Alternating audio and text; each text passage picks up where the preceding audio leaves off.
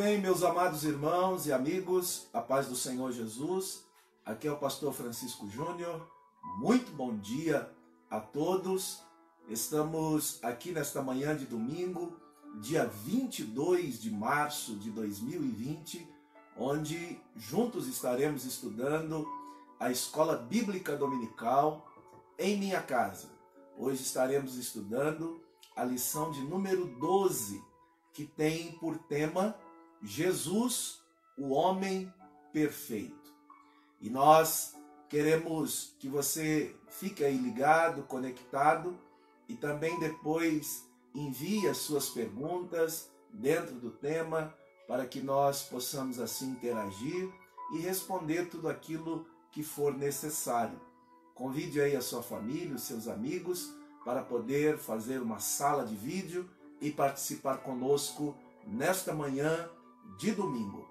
Vamos orar e agradecer ao Senhor por esta oportunidade e iniciarmos a nossa escola bíblica em casa.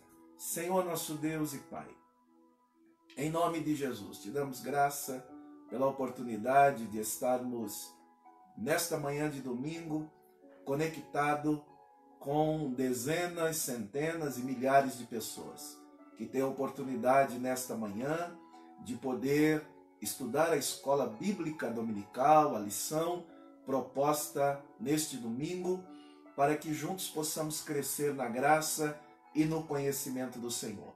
Abençoe cada um dos teus servos, cada um daqueles que estão sintonizados, daqueles que estão conectados, daqueles que já estão compartilhando com seus amigos, e que a tua bênção esteja sobre nós neste dia. É a nossa oração em nome de Jesus. Amém. Aqui é o pastor Francisco Júnior e você está aí conectado na nossa escola bíblica em casa, onde hoje estamos estudando a lição de número 12, 22 de março de 2020, sob o tema Jesus, o homem perfeito. O nosso texto áureo está registrado em Lucas capítulo 2, versículo de número 52, que diz assim: E crescia Jesus em sabedoria, em estatura e em graça para com Deus e com os homens.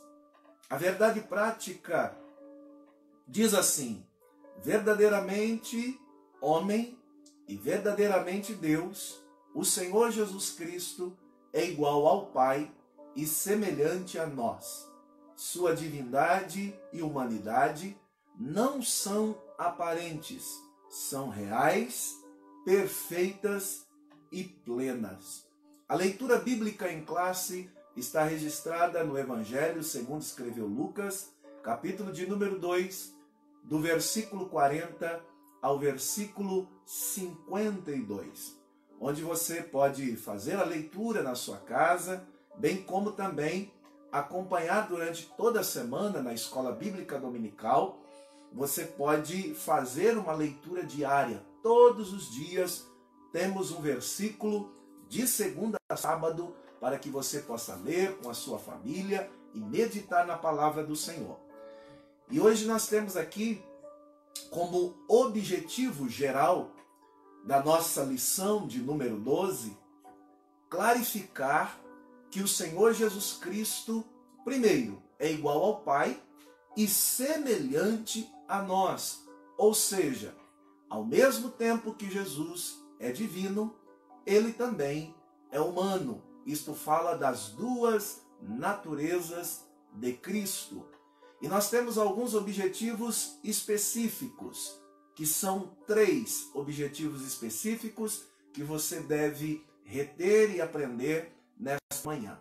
Primeiro, é expor a divindade de Jesus. Precisamos entender esta parte de Jesus, esta natureza de Jesus como um ser divino, fazendo parte de uma das pessoas da Trindade. Deus Pai, Deus Filho, Jesus Cristo, e Deus Espírito Santo, que são 3 pessoas distintas, mas um único Deus. Este é o grande mistério da Trindade santíssima, cuja mentalidade, o raciocínio humano não consegue explicar como três pessoas distintas pode ser um único Deus e não três deuses. E também não há nenhuma hierarquia ou nenhuma das três pessoas que é maior do que a outra. Mesmo nós, colocando de forma sistemática Pai, Filho e Espírito Santo, o Pai, o Filho e o Espírito Santo é o único Deus, na mesma essência, no mesmo poder, com os mesmos atributos, sendo essencialmente um único Deus. Depois nós temos o segundo objetivo específico, que é explicar um pouco a humanidade de Jesus Cristo, que também é esta natureza humana que Jesus veio claramente revelar através da sua encarnação.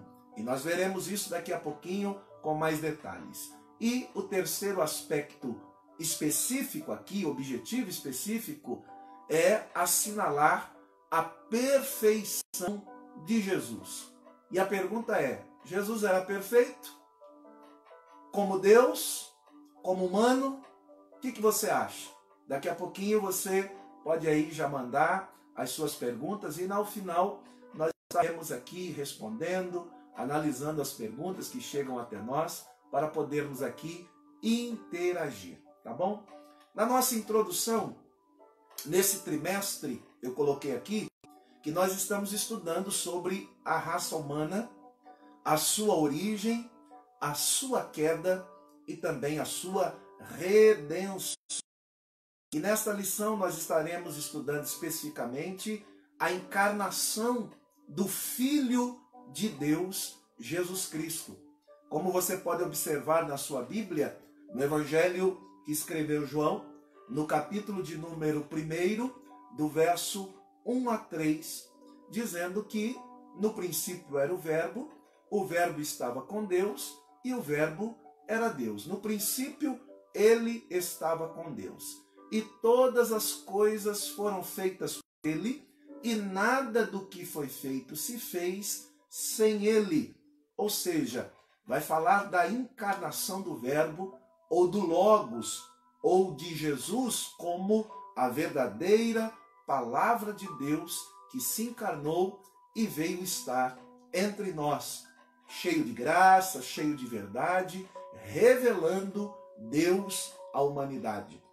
E nesta questão da encarnação do Filho do Homem, nós iremos ver daqui a pouquinho, ou do Filho de Deus, como assim é chamado, porque se fala muitas vezes de Jesus como Filho do Homem, pois o Evangelho de Lucas, escrito para os gregos, tinha o objetivo de demonstrar Jesus como um homem sábio, como os próprios gregos cultuavam a humanidade e a sabedoria. Você vai ver no Evangelho de Lucas, o médico Lucas, revelando a Jesus como este Filho do Homem, a encarnação do Filho de Deus e a revelação do Filho do Homem, como está em Lucas capítulo 3, versículos de números 23 a 38, que mostra a genealogia de Jesus Cristo. Ele procura mostrar Jesus Cristo como um ser humano perfeito, em contrapartida das lições que nós já estudamos no decorrer desse trimestre, que mostra o ser humano, o homem imperfeito. Então Lucas procura apresentar Jesus como filho do homem, e o Evangelho de João procura apresentar Jesus como filho de Deus. Você vai ver desde o começo do Evangelho de João, João procurando mostrar para os seus leitores, para o seu público da época e também para nós, que Jesus verdadeiramente era o Filho de Deus e também revelando Jesus como o próprio Deus. São questões que nós iremos ver daqui a pouquinho através dos tópicos. Veremos mais à frente, então, que esta humanidade de Jesus não era uma humanidade aparente e que as duas naturezas de Jesus, a natureza divina e humana, elas não são conflitantes, mas perfeitas e harmônicas. E este é o grande milagre da revelação de Deus. Revelar Jesus como um ser divino, com uma natureza divina, como a própria e mais completa revelação de Deus a nós, e também compreender esta natureza humana de Jesus. E veja que na nossa declaração de fé das Assembleias de Deus, do Brasil e também estendendo para outras partes do mundo, ela nos reforça claramente que estas duas naturezas têm como base doutrinária fundamental da fé e da nossa crença. Aquilo que nós cremos, a nossa declaração de fé, ela vem reafirmar a divindade de Jesus e também a humanidade de Jesus, que não são conflitantes, mas harmônicas e perfeitas. E no tópico de número 1, você pode ver aí Jesus, o verdadeiro Deus.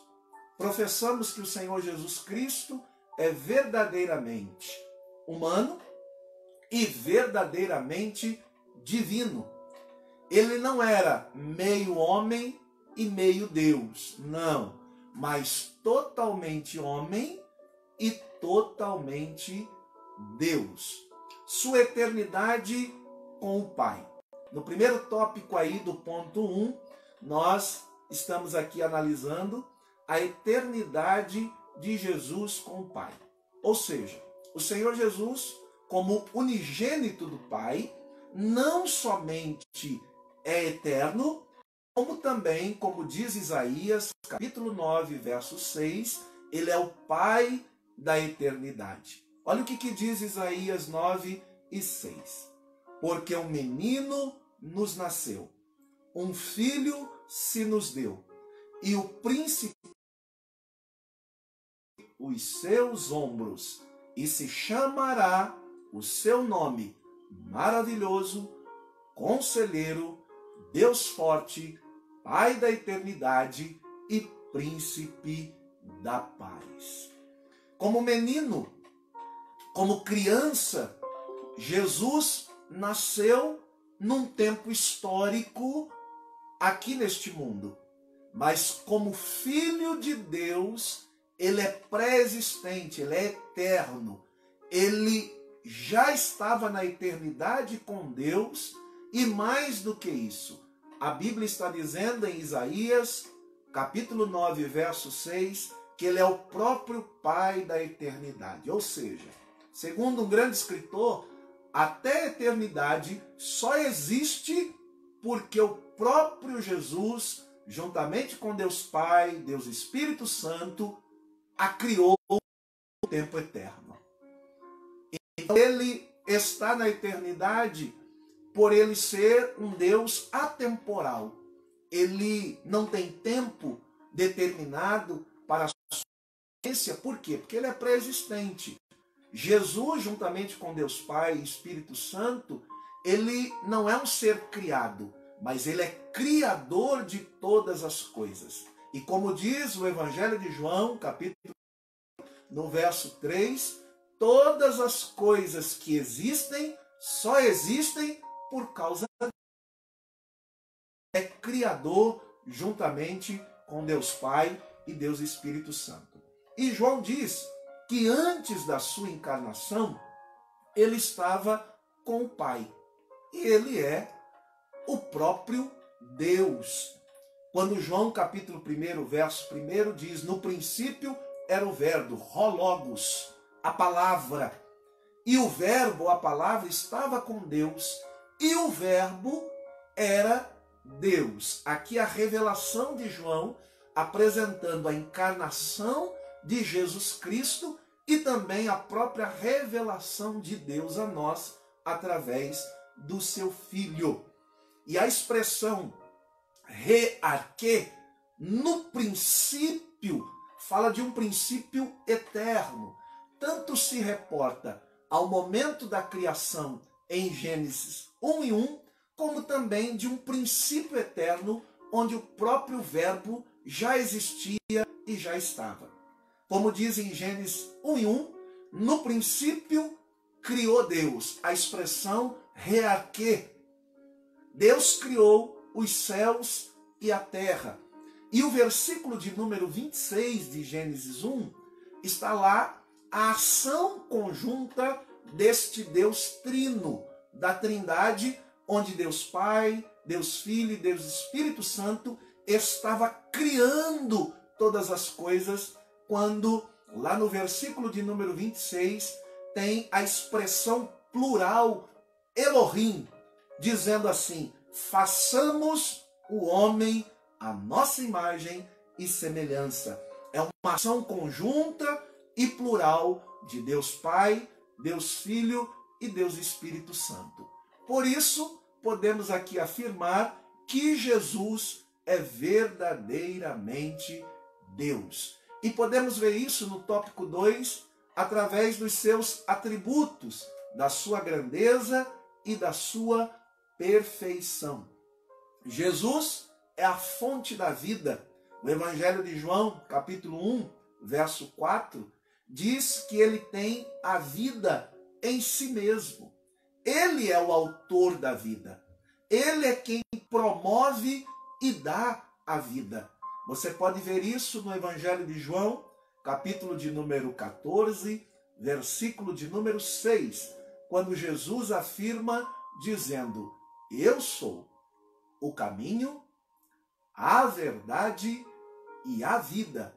Ele não diz que é uma vida, ele não diz que é um caminho, ele não diz que é uma verdade. Ele é o caminho, ele é a verdade e ele é a vida. Então, portanto, Jesus é autor de toda a vida e nós precisamos crer nisso. Sendo Jesus Deus de Deus, ele tem todos os atributos da divindade. Ele tem todos os atributos que o qualificam como verdadeiro Deus. Por exemplo, ele tem o atributo da onisciência, ele tem o atributo da onipresença, ele tem o atributo da onipotência, ele tem o atributo da imutabilidade e, além disso, ele é Senhor, Criador de todas as coisas e soberano sobre tudo e sobre todos. Mas como Jesus era tudo isso e conseguiu, em Filipenses capítulo 2, Paulo nos registra, esvaziar-se a si mesmo para assumir esta forma de servo, para se encarnar. Algumas Bíblias colocam a expressão ele aniquilou-se. Essa expressão ela não é correta porque ela significa uma anulação total. E na verdade o que a Bíblia diz é que houve um esvaziamento não da sua divindade, mas da sua glória. Ele esvaziou-se da sua glória para assumir a forma de servo e estar entre nós. O ponto 3, quando fala esvaziou-se da sua glória, mas não da sua divindade, vai dizer que mesmo Jesus sendo humano, ele fazia uso de seus atributos divinos sempre que necessário. E nós conseguimos ver isso em todo o Novo Testamento, através dos testemunhos dos seus escritores e através dos evangelistas que narraram a vida e o ministério de Jesus. Por exemplo, na cura de um paralítico trazido pelos seus amigos, por 4 homens familiares, a Bíblia não registra a respeito disso, mas que está registrado em Lucas capítulo 5, versículo de número 22. quando aqueles homens venceram a multidão, quando Jesus estava ali ensinando, eles ousaram em subir no telhado, descobrir o telhado e descer aquele homem paralítico no seu leito, na sua cama. E Jesus, então, ao ver a fé daqueles homens, aquele homem ser descido ali à sua presença, Jesus declara: os teus pecados estão perdoados. E de repente, aqueles que estavam ali começaram a razoar, começaram a pensar, começaram a murmurar em seus pensamentos. E Lucas capítulo 5, verso 22 vai dizer: Jesus, porém, conhecendo os pensamentos, atributo da onisciência, somente Deus consegue sondar a terra dos nossos pensamentos, onde ninguém consegue chegar a não ser Deus. Então, se Jesus conhecia os pensamentos dos homens, significa que ele tinha o atributo da onisciência, revelando a sua deidade. E Jesus disse: o que é mais fácil? Dizer a este homem: os teus pecados estão perdoados? Ou levanta, toma a tua cama e anda, para que vocês saibam que o Filho do Homem tem poder, tanto no céu como na terra, de perdoar pecado. Eu digo a este: toma o teu leito, levanta e anda. E no mesmo instante, aquele paralítico foi curado, mostrando também um dos atributos da deidade, que é o atributo da onipotência de Deus. Ou seja, ele tem todo o poder. Ele tem poder para curar, ele tem poder para ressuscitar mortos, ele tem poder para fazer o extraordinário, porque só alguém que verdadeiramente tem esses atributos da divindade e revelou Deus à humanidade pode ser Deus com Deus. E diante disso, nós também podemos ver em Mateus capítulo 28, verso 18, quando o próprio Senhor Jesus disse: é-me dado todo o poder nos céus e na terra, mostrando aí a onipotência do Senhor Jesus. E Jesus Cristo também tem no seu bojo da revelação bíblica essas evidências tão claras. No Salmo 139, revela-se a onisciência e a onipresença de Deus. Quando Jesus estava aqui nessa terra, você não via Jesus se teletransportando para outro lugar, ou estando aqui, desaparecendo ali, porque ele respeitava também a sua natureza humana.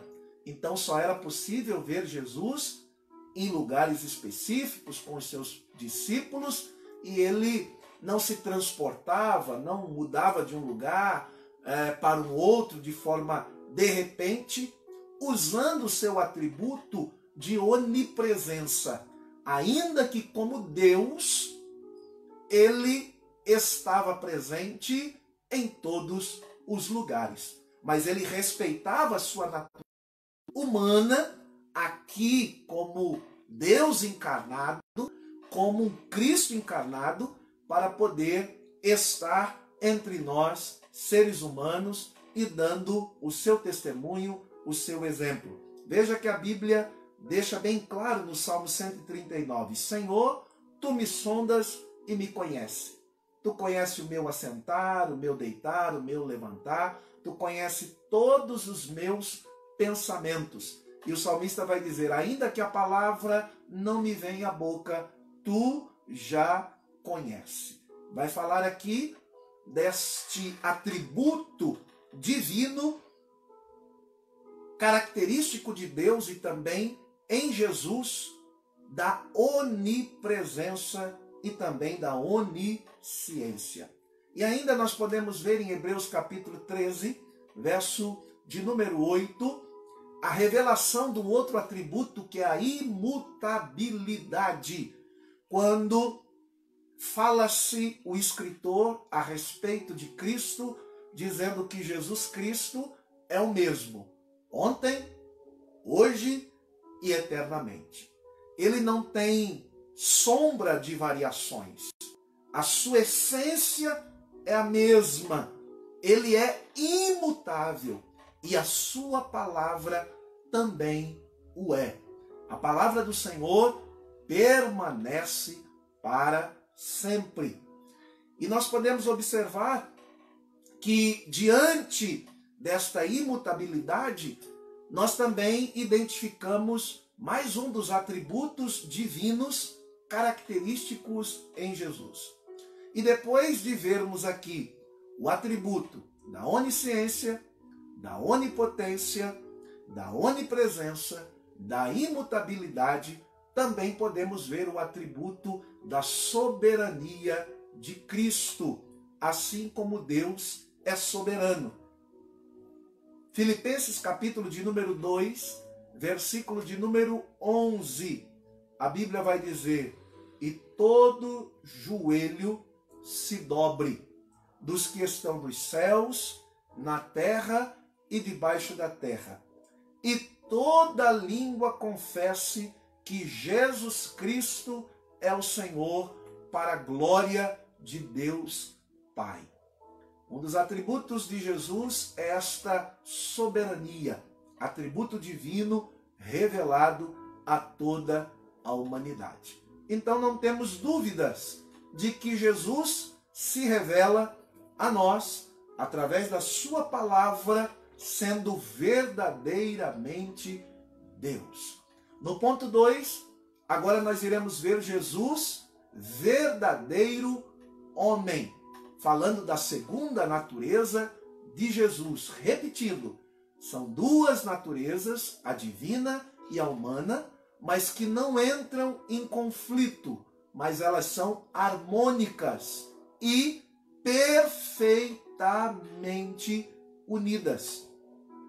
A concepção, a encarnação e o nascimento do Filho de Deus não pegaram Israel de surpresa, pois os judeus sabiam, diz o escritor da revista, o comentarista, pelas escrituras do Antigo Testamento, que o Messias em breve viria. Essa era a expectativa do povo de Israel. Todavia, infelizmente, eles não reconheceram a Jesus sendo o Messias enviado por Deus para a salvação de todo aquele que nele crê. Jesus foi rejeitado na sua própria pátria. Tanto é verdade que ele disse que um profeta não tem honra na sua própria pátria. Jesus desejou realizar muitos sinais e maravilhas entre o seu povo, mas ele acabou não realizando como queria realizar, porque havia incredulidade e também a rejeição do Filho de Deus, do Verbo encarnado. Tendo em vista que o povo de Israel, o povo judeu, esperava um Messias diferente daquilo que Jesus se apresentou a eles. Eles queriam um líder que derrubasse o poder do Império Romano, daqueles que eram os algozes daquela nação, subjugando aquele povo, mas Jesus vem e se apresenta como um filho do homem, como um servo sofredor, como aquele que iria entregar a sua vida para a morte, para a redenção de toda a humanidade, e eles não compreenderam isso e acabaram rejeitando a Jesus. E o escritor da lição, comentarista, vai deixar bem claro aqui no ponto 2.1 que Jesus estava no seio do Pai.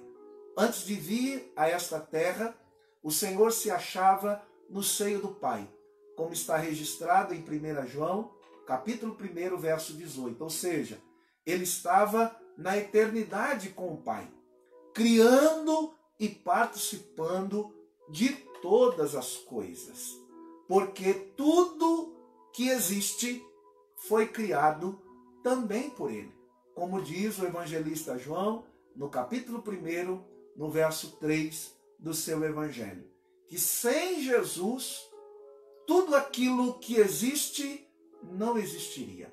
Então ele estava no seio do Pai, significa que ele estava na eternidade, agindo, trabalhando, criando e sustentando tudo aquilo que ele mesmo criou, inclusive a humanidade. Diz um grande escritor, Francis Schaeffer, num dos livros que ele escreveu, que Jesus, ou Deus, é um Deus que intervém, ou seja, é um Deus que não só criou todas as coisas, que não só formou todas as coisas e também sustenta todas as coisas, mas ele diz que Deus, que Cristo, é um Senhor que participa da história da sua criação. E é por isso que ele usa a expressão o Deus que intervém. É o Deus que participa da história, que caminha com a história, que sustenta a história e que caminha com aqueles que ele criou. Portanto, no ponto 2.2, vai falar que este Jesus havia sido profetizado no Antigo Testamento. Quando você olha para a Bíblia, em Gênesis, ele é considerado a semente da mulher. E durante toda a história e toda a narrativa dos livros bíblicos, nós vamos ver o prenúncio, as profecias que dizem respeito a Jesus, principalmente profecias com rigores de detalhes, quando o profeta Isaías, considerado profeta messiânico, quando ele profetiza 750 anos antes da vinda de Cristo, que Cristo, o Messias, viria, onde ele nasceria, como seria a sua chegada. E quando nós chegamos no livro de Malaquias, Malaquias o apresenta como o verdadeiro sol da justiça.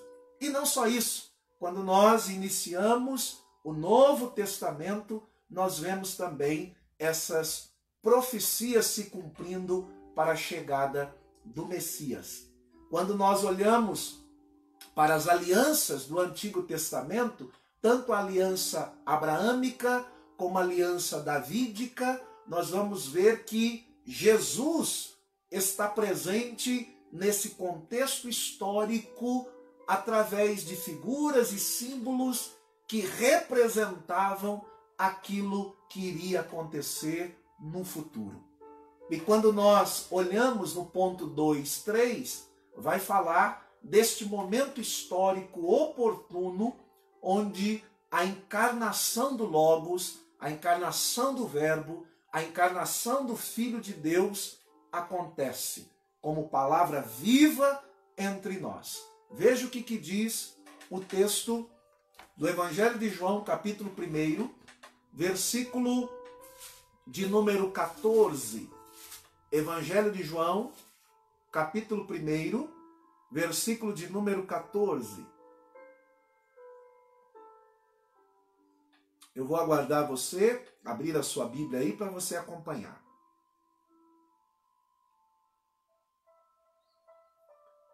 Diz assim: e o Verbo se fez carne e habitou entre nós. E vimos a sua glória, João está dizendo, como a glória do unigênito do Pai, cheio de graça e de verdade. João testificou dele e clamou dizendo: este era aquele a quem eu dizia, o que vem após mim é antes de mim, a pré-existência de Jesus, porque foi primeiro do que eu. E todos nós recebemos também a sua plenitude, a graça por graça, porque a lei foi dada por Moisés e a graça e a verdade vieram por Jesus Cristo. Amém. Ou seja, João está aqui declarando a pré-existência de Jesus e a encarnação agora de Jesus num tempo presente chegado. E João vai dizer, e nós vimos a sua glória como a glória do unigênito do Pai, cheio de graça e de verdade. Este é Jesus Cristo, o nosso Senhor. Sua humildade é revelada nesse aspecto, como também em Filipenses capítulo 2, mostrando que Jesus, como Deus, se submeteu a descer a essa terra para estar aqui entre nós através da encarnação do Verbo. E a sua humanidade, é bem claro dizer, ela não é uma humanidade aparente, fictícia, como se ele fosse um ser espiritual ou um anjo, como o conceito filosófico docetista assim compreendia, que era uma linha de raciocínio filosófica que teve a sua força no segundo século da história humana e que eles eram antes dos gnósticos, que depois deram continuidade a este pensamento filosófico. O pensamento dos docetistas. A palavra docetismo vem da palavra dóquio, que significa para parecer ou o que parece. Eles diziam que o corpo de Jesus era uma ilusão. Era como se ele fosse um anjo de luz, mas que ele não era palpável de verdade, não existia matéria. Por quê? Porque dentro da perspectiva filosófica do docetismo e depois do gnosticismo, tudo que é matéria é mal e tudo que é espírito é bom. E eles faziam esta dicotomia entre o que é espiritual e o que é material. O que é espiritual é bom, o que é material é ruim. Então eles não acreditavam que seria possível alguém vir do céu, ser o Filho de Deus ou a própria revelação de Deus, tendo um corpo. Então eles acreditavam que Jesus tinha uma humanidade aparente, que não é verdade. Isso é um problema muito sério que pode comprometer uma das bases da nossa doutrina bíblica. Jesus é verdadeiramente Deus, como já aprendemos no primeiro tópico, mas Jesus também é verdadeiramente homem. Ele tem as duas naturezas, a natureza divina e a natureza humana. Portanto, é importante nós guardarmos esse conceito. Além disso, de pensar que o corpo de Jesus, a humanidade de Jesus, era algo ilusório, aparente, também o docetismo acreditava e apregoava que a crucificação também de Jesus era aparente. E nós sabemos que não é verdade. Verdadeiramente, o Jesus, homem, foi à cruz, derramou seu sangue puro por nós para nos dar vida eterna nele, para pagar o preço pelo nosso pecado, pela nossa redenção. Era necessário que o sangue de um cordeiro puro e imaculado fosse derramado por nós. Pois a Bíblia diz que sem derramamento de sangue não há remissão de pecado. Então, o seu nascimento foi plenamente natural. Ou seja, Jesus nasceu de forma natural por uma virgem, a Virgem Maria, escolhida para ser a mãe de Jesus aqui nessa terra, a geradora de Jesus, gestadora, e também a dar a luz a Cristo, a Jesus, aqui nessa terra. Porém, a despeito do seu nascimento ser natural, a sua concepção, vou repetir, a sua concepção foi sobrenatural. Glórias a Deus por isso.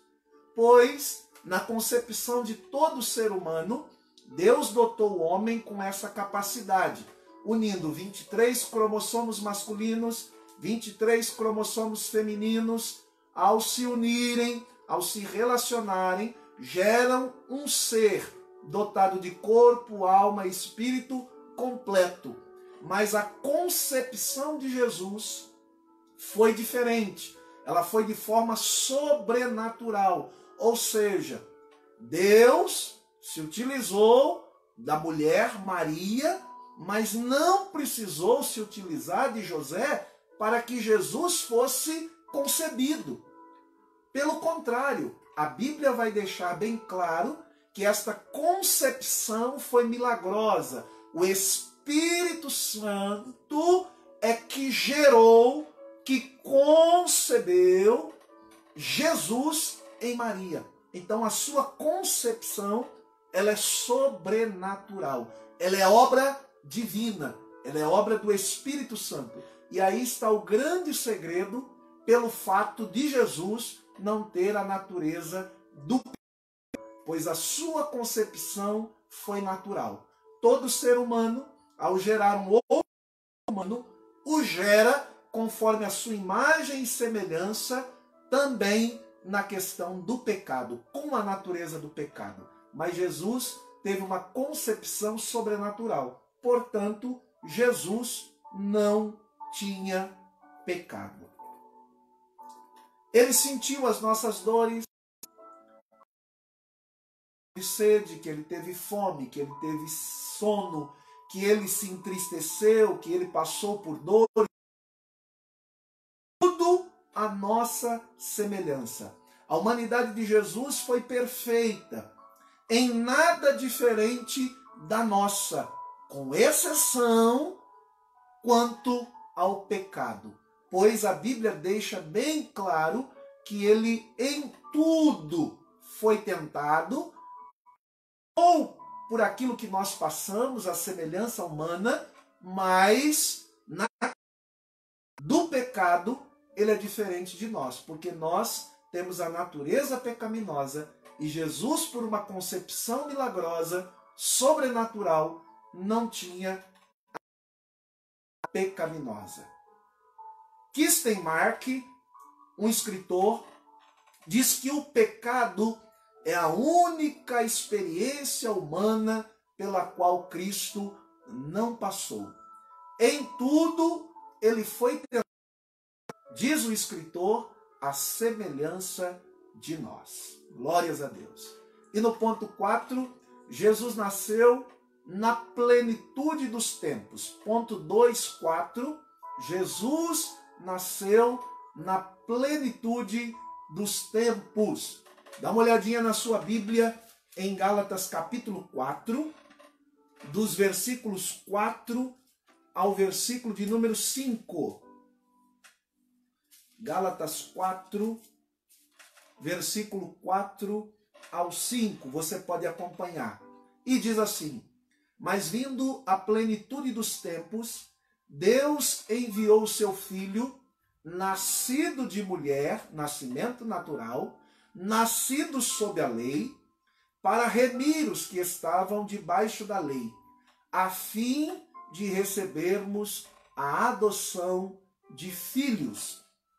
Ou seja, Paulo está dizendo que Jesus veio na plenitude dos tempos. O que é isso, pastor? O que significa a plenitude dos tempos? Era o tempo oportuno em que o mundo estava preparado para que Deus enviasse o seu Filho a este mundo como Messias para a nossa redenção. Propósito de Jesus, anunciado em Gênesis, como semente da mulher, era um dia vir a essa terra, ter o seu calcanhar ferido pela semente também da serpente, como lá em Gênesis vai dizer, a oposição entre um e outro, mas ele vencer todos os aspectos que o ser humano vive, traçando o plano de salvação para redimir e resgatar toda a humanidade através do seu sacrifício na cruz do Calvário. Jesus como Filho de Deus. E nós temos aí este momento histórico preparado, destacando pelo menos 3 aspectos ou 3 povos que contribuíram muito para este momento chamado plenitude dos tempos na história bíblica. O primeiro povo é o povo de Israel, a nação de Israel, o povo judeu, que contribuiu com o monoteísmo, que é a crença no único Deus. O monoteísmo, ele crê no único Deus. E o povo de Israel servia e adorava ao único Deus, com exceção aqueles momentos em que eles viveram na idolatria, virando as costas para Deus. Mas era um povo que, quando se convertia ao Senhor, eles criam e defendiam a crença no único Deus, assim como nós também cremos.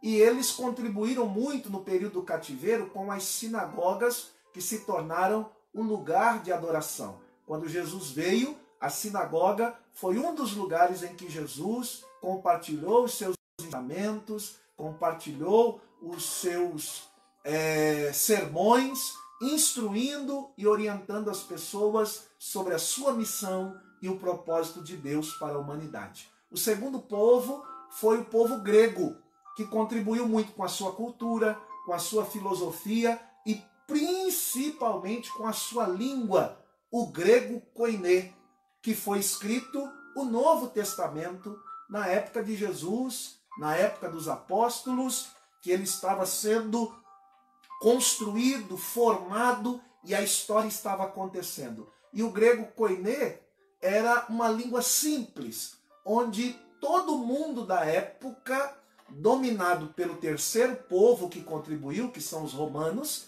eles falavam esta língua e ela facilmente contribuiu para a disseminação do evangelho, onde as pessoas em todo o mundo da época poderiam ouvir o evangelho na língua grega do grego koiné. E o terceiro povo, que eu já citei aqui, que eram os romanos, que contribuíram com as suas leis, com um governo único, onde se estabeleceu a paz romana, ou seja, havia os bárbaros fora das fronteiras, mas aqueles que eram dominados pelo Império Romano tinham esta paz romana. Não havia aquelas guerras como antigamente com outros povos, porque havia um governo e um domínio muito grande do Império Romano. E o Império Romano acabou crescendo mundialmente falando, dominando o mundo da época, construindo estradas, construindo navegações, construindo prédios, e com isso eles acabaram contribuindo, facilitando que com essas estradas, com os meios de transporte, o evangelho pudesse alcançar o mundo da época, como Paulo fez nas suas viagens missionárias. Então Jesus veio na plenitude dos tempos nesse período importante.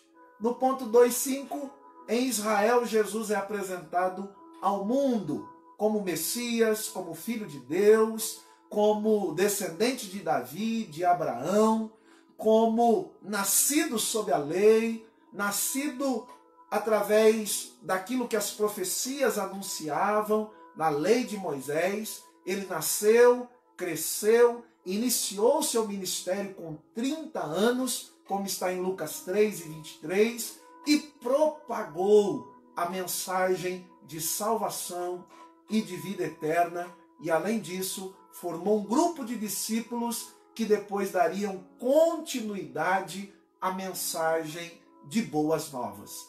Que, na verdade, o trabalho de Jesus foi um trabalho perfeito, um trabalho maravilhoso e um trabalho produtivo e eficaz, porque hoje nós estamos aqui comunicando o Evangelho, compartilhando a palavra de Deus, mostrando que aquilo que Jesus fez e que os seus discípulos fizeram chegou até nós. Glorificado seja Deus por isso.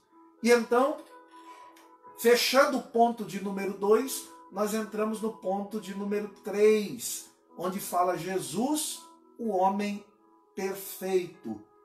E nesta parte, ela é uma parte mais complexa, ela é uma parte mais difícil de poder discutir. Talvez você que leu a revista aí, você que estudou na sua casa, você professor de escola bíblica dominical, você aluno que está acompanhando, daqui a pouco vai mandar as suas perguntas e no final estaremos aqui lendo, olhando, observando essas perguntas.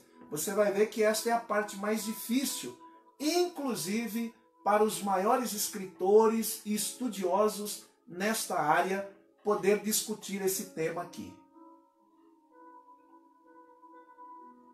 Afinal, uma pergunta que se faz: Jesus era semelhante a nós? Sim ou não? Sim, temos que responder que sim, pois Hebreus capítulo 4, verso 5 vai dizer bem claro: porque não temos um sumo sacerdote que não possa compadecer das nossas fraquezas, porém como nós, em tudo foi tentado, mas sem pecado. Ou seja, Jesus era semelhante a nós. A Bíblia afirma isso claramente. E aí nós temos no ponto 3.1 esta humanidade de Jesus. A sua humanidade, repito, não era aparente, como o docetismo assim apregoava, mas é uma humanidade real, uma humanidade verdadeira, semelhante à nossa. Ele respeitou a sua humanidade, mesmo sendo ele divino. Por isso a Bíblia vai dizer que ele teve fome, que ele teve sede, que ele crescia em graça, em sabedoria, que ele se angustiou, Jesus chorou, e daí por diante ele se entristeceu, como ser humano verdadeiramente assim o faz.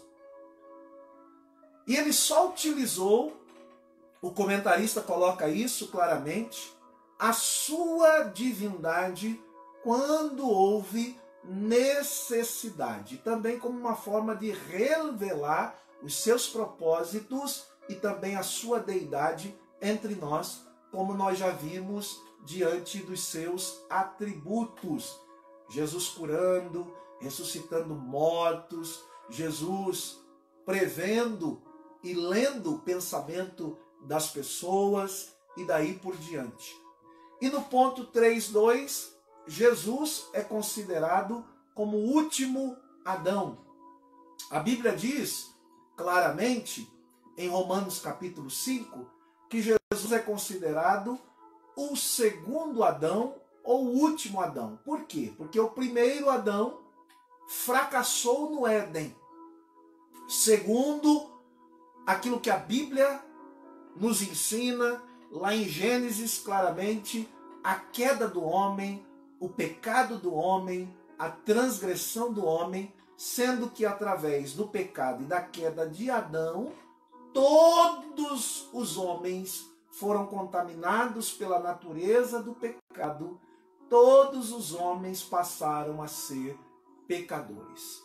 E, diferentemente, aqui está uma comparação entre o primeiro Adão e o segundo Adão, dizendo que o primeiro fracassou no Éden, o primeiro pecou. Agora, o segundo, ele triunfou na cruz do Calvário para mostrar que era possível vencer todas as tentações e o pecado. Jesus não era menos humano do que Adão, porém, venceu todas as suas tentações e não pecou. Veja o que diz Romanos capítulo 5, do verso 12 ao verso de número 21. Romanos 12, capítulo 5, verso 12 ao versículo 21. Fala de Adão e também fala de Cristo como segundo Adão. Portanto, como por um homem entrou o pecado no mundo, e pelo pecado a morte, assim também a morte passou a todos os homens, por isso todos pecaram. Porque até a lei estava o pecado no mundo, mas o pecado não é imputado, não havendo lei. No entanto, a morte reinou desde Adão até Moisés, até sobre aqueles que não tinham pecado à semelhança da transgressão de Adão, o qual é a figura daquele que havia de vir. Mas não é assim o dom gratuito com a ofensa, porque se pela ofensa de um morreram muitos, muito mais a graça de Deus e o dom pela graça, que é de um só homem, Jesus Cristo. A Bíblia está afirmando a sua humanidade, está afirmando aqui que ele é o segundo Adão, abundou sobre muitos. E não foi assim o dom como a ofensa, por um só que pecou, porque o juízo veio de uma só ofensa, na verdade, para condenação, mas o dom gratuito veio de muitas ofensas para justificação.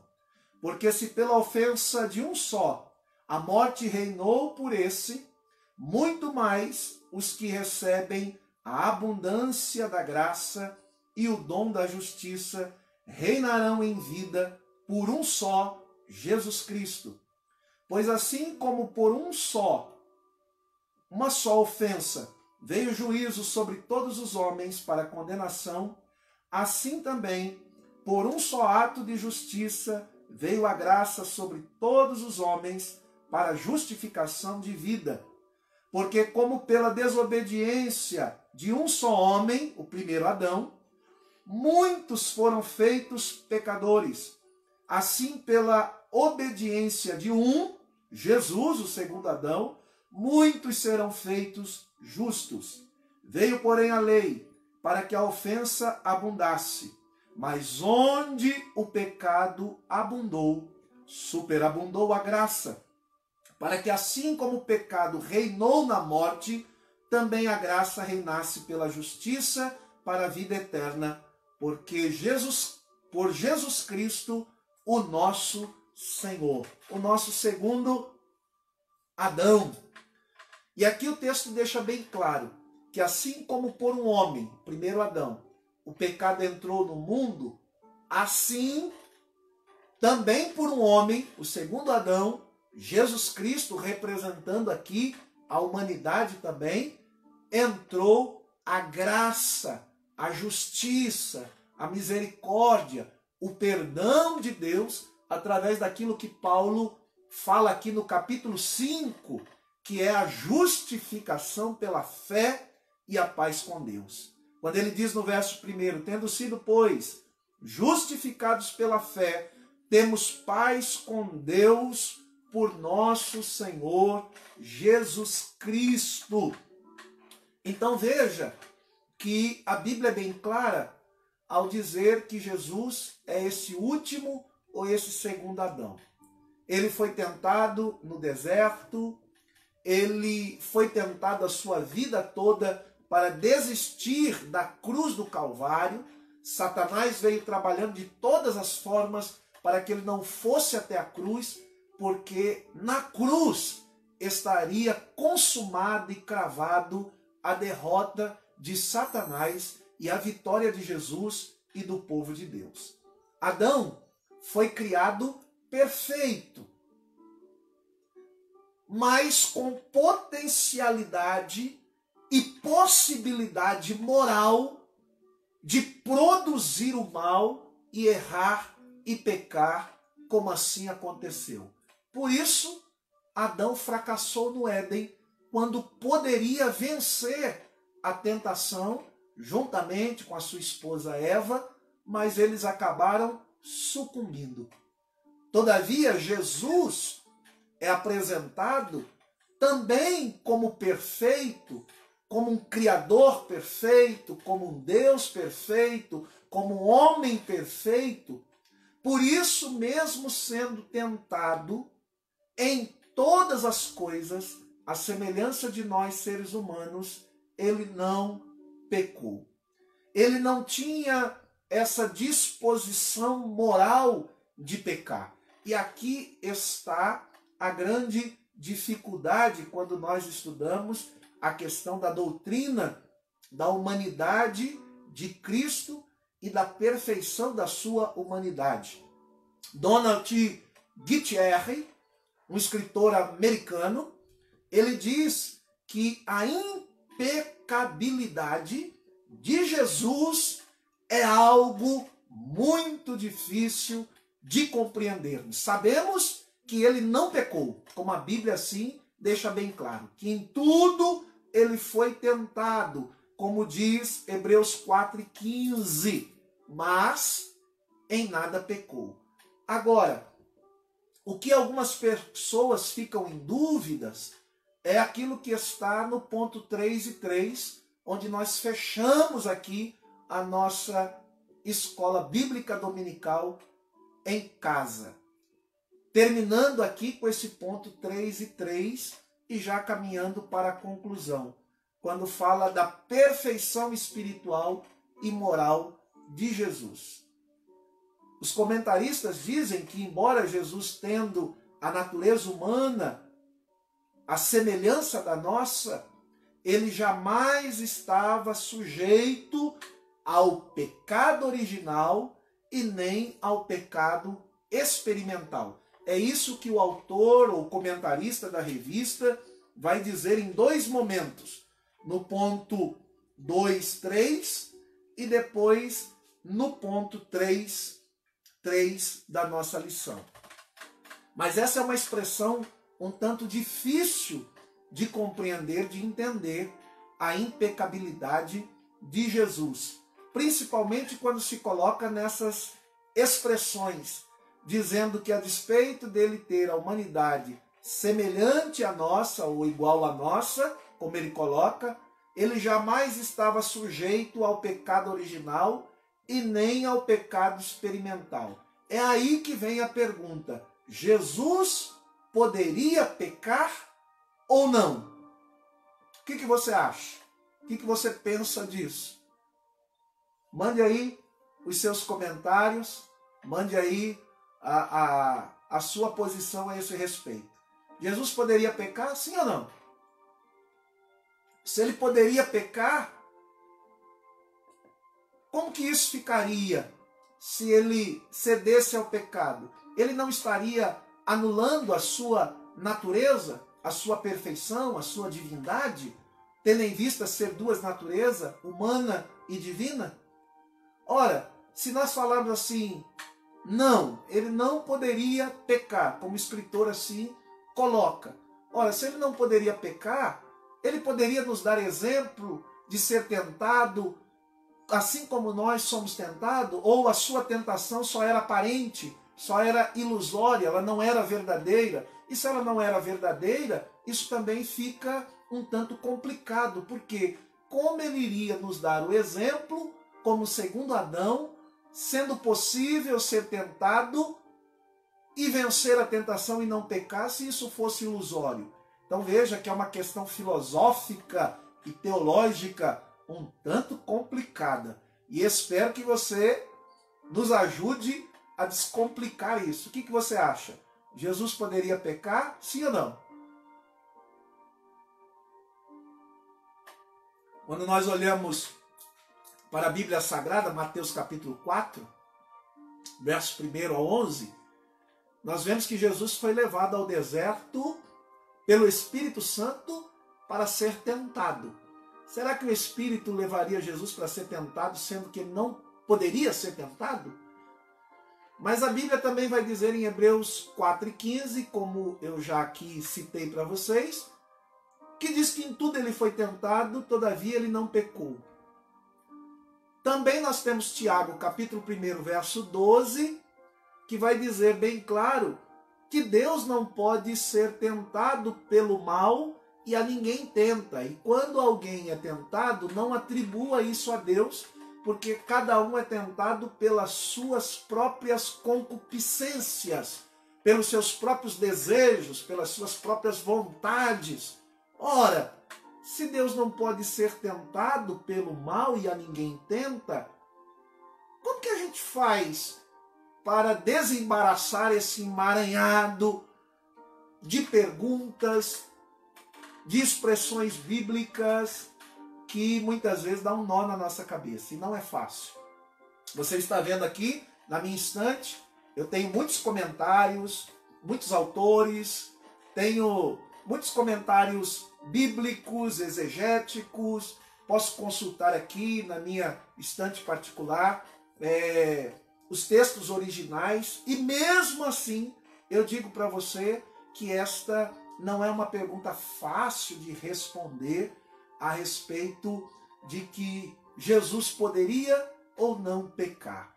Mesmo os compêndios de teologia sistemática, que trabalha a doutrina bíblica, não conseguem responder satisfatoriamente esta questão. Porque existe uma série de coisas que precisam ser analisadas. Por exemplo, o Champlin vai dizer que se você faz esse questionamento na perspectiva divina, dizendo assim, Jesus, como Deus, poderia pecar? A resposta é clara, não. Jamais ele poderia pecar. Agora, do ponto de vista humano, ele poderia? O escritor, o comentarista Champlin diz que sim. E alguns escritores, como John Piper, vai dizer esta mesma resposta, dizendo que seria uma questão de escolha e obediência. Ele foi tentado, mas ele escolheu não ceder à tentação e não pecar, à semelhança de Adão, que escolheu ceder à tentação e pecou. Jesus foi tentado como segundo Adão, mas escolheu não pecar, não desobedecer e permanecer sem pecado diante de Deus. É essa uma definição, uma posição que o Champlin assim define, expõe. Outros escritores diz que ele era passivo de ser tentado, mas não de pecar. Ou seja, ele poderia ser tentado, mas jamais poderia pecar, porque senão ele estaria anulando a sua natureza divina e a sua perfeição humana. E aí tem uma outra questão filosófica, teológica, muito sensível para nós pensarmos. Ora, Adão foi criado perfeitamente, é verdade, até pecar. Isso significa que ele é um ser moral, formado por Deus, com todas as possibilidades de produzir em si o mal moral e cair e pecar, assim como os seres celestiais, como aconteceu com Lúcifer e uma parte dos anjos do céu. Agora eu pergunto, se Jesus, como Deus, como homem perfeito, tinha essa predisposição moral de produzir o mal em si? Essa é uma pergunta filosófica, é uma pergunta muito profunda teologicamente. Por quê? Se nós falarmos que sim, nós temos algumas questões. Ora, então, Jesus tinha uma natureza que poderia produzir o mal moral. Agora, se a gente falar que não, nós vamos dizer que mesmo ele sendo divino, Deus, mesmo ele sendo humano, um homem perfeito, ele não tinha essa predisposição moral de produzir o mal. Por quê? Diferente de Adão, Jesus era perfeito e é perfeito em absoluto.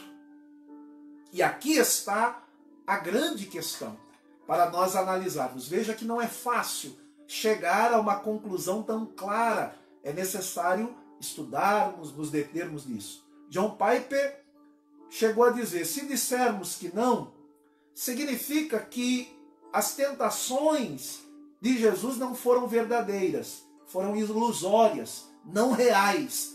E à luz da Bíblia, nós estaríamos negando a palavra. Por quê? Porque a palavra diz que ele foi tentado à nossa semelhança, todavia sem pecar. Em outras palavras, a Bíblia está dizendo que haveria possibilidade disso. Todavia, John Piper vai dizer que, como ser humano, de forma natural, Jesus tinha essa possibilidade. John Piper trabalha esta palavra, possibilidade. E depois ele vai usar aqui, dizendo que, na perspectiva bíblica e do aspecto histórico, que a palavra possibilidade significa que Jesus, ele teria essa capacidade ou não moral de pecar, como Adão.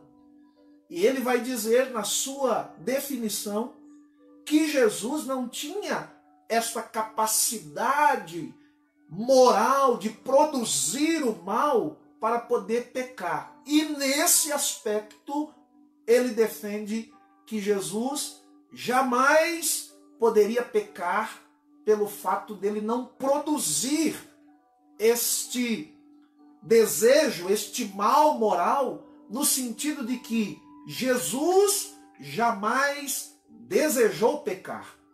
Jesus jamais teve vontade de pecar, a despeito de ser tentado e ter a possibilidade de pecar. Veja como é difícil essas exposições, porque muitas vezes isso acaba dando um nó na nossa cabeça. É um tema muito difícil, na verdade, mas muito interessante de estudar. Resumindo aqui e fechando a nossa escola bíblica em casa. Adão era perfeito, mas com possibilidade moral de pecar, e quando pecou, deixou de ser perfeito. Jesus é perfeito não como Adão, até pecar, até errar, mas Jesus é perfeitamente Deus, perfeitamente homem, sem produzir o mal moral dentro de si para poder ceder ao pecado. Tanto no falar como no agir, o escritor aqui conclui, o comentarista, Jesus era e é perfeito. Nenhum dolo, nenhum engano achava-se em seus lábios, em suas palavras, conforme 1 Pedro 2, 21 a 24. Ele era e é perfeitamente em todas as coisas. E que o Senhor nos ajude a nos aprofundarmos mais nessas lições, em conhecermos mais a palavra de Deus. E na próxima semana estaremos estudando a última lição do trimestre, o novo homem em Jesus Cristo. Que Deus abençoe a sua vida, a sua casa, e nós iremos agora dar uma olhadinha nas perguntas aqui. A minha secretária Késia estava aí acompanhando, olhando, para ver o que chegou. Não chegou perguntas? E o pessoal está com medo de perguntar, então, ou compreendeu tudo muito bem, ou não compreendeu nada. Mas eu sei que você compreendeu. Procurei aqui explicar da melhor maneira possível, ser o mais claro possível e fazer com que você não perdesse a escola bíblica dominical que nós estudamos com tanto apreço. É a maior escola do mundo e nós precisamos valorizar a escola bíblica dominical. Quando passar esse momento de epidemia, quando nós vencermos todas essas problemáticas, quero convidar você e a sua família para participarmos desta maior escola de todo o mundo, que é a escola bíblica dominical, onde nós temos a oportunidade de aprender, de crescer, de valorizar cada dia a palavra do Senhor. E você que deseja aprender mais, eu quero te convidar, assim que passar esse período, para estar conosco na Rua Paraná, número 547, do bairro do Areião, Taubaté, São Paulo, aprendendo a palavra de Deus conosco, pois é uma bênção crescermos na graça e no conhecimento do Senhor. Muitos abraços, muitos comentários, muita gente mandando beijo, muita gente agradecendo por este momento tão importante de estudo e aprendizado da palavra, mas não chegou perguntas. Isso significa que deve estar tudo muito claro. Tem pergunta aí, Kézia? O Marcos Paulo, ele pergunta, Jesus foi 100% Deus aqui na Terra? Muito bem. Essa é uma pergunta um tanto filosófica também e matemática. Por quê? Geralmente as pessoas usam uma expressão que eu particularmente não gosto muito.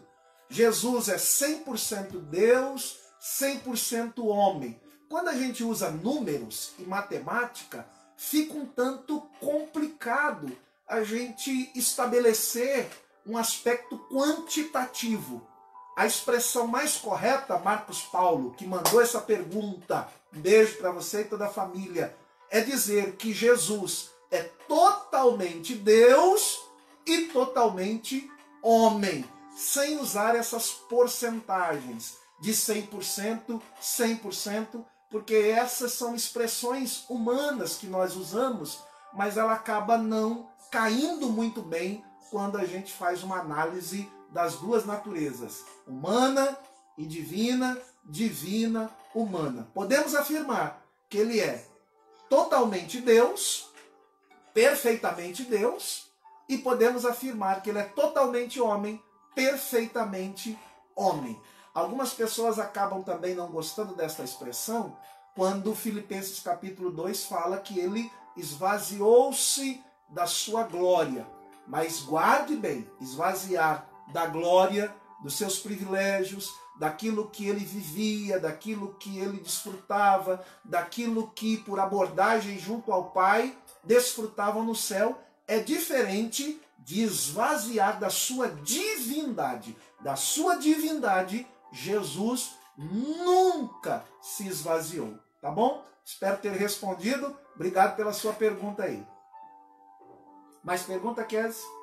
Se não tem mais pergunta, Deus abençoe a todos. Vamos orar agradecendo a Deus por esta manhã de Escola Dominical em Casa. Senhor Deus e Pai, em nome de Jesus, somos gratos a Ti pela Tua graça, pela Tua bênção, pela oportunidade de estudarmos a Tua palavra nesta manhã. Espero ter esclarecido, espero ter compartilhado algo que possa ser guardado no coração dos nossos irmãos, dos nossos amigos que nos acompanham nessa live e que eles possam ser ricamente abençoados, crescendo na graça e no conhecimento do Senhor. Um beijo no coração de todos, pessoal aí de Minas, pessoal de Portugal, pessoal de Taubaté, das cidades aqui vizinhas, de São Luís, todos aqueles que entraram, que mandaram o seu beijo, o seu abraço. Um grande beijo do pastor Francisco Júnior. Daqui a pouquinho eu estarei na igreja, tirando aí um período de oração, buscando a Deus e atendendo alguém que pode sair da sua casa para um aconselhamento, mas tudo com muito cuidado. Pedimos que os idosos, aqueles que estão na linha de risco, permaneçam na sua casa e nós vamos continuar servindo a Deus e iremos vencer em nome de Jesus. E nunca esqueça, acreditar é essencial, mas ter atitude é o que faz a diferença. Um beijo no seu coração e até breve, querendo Deus.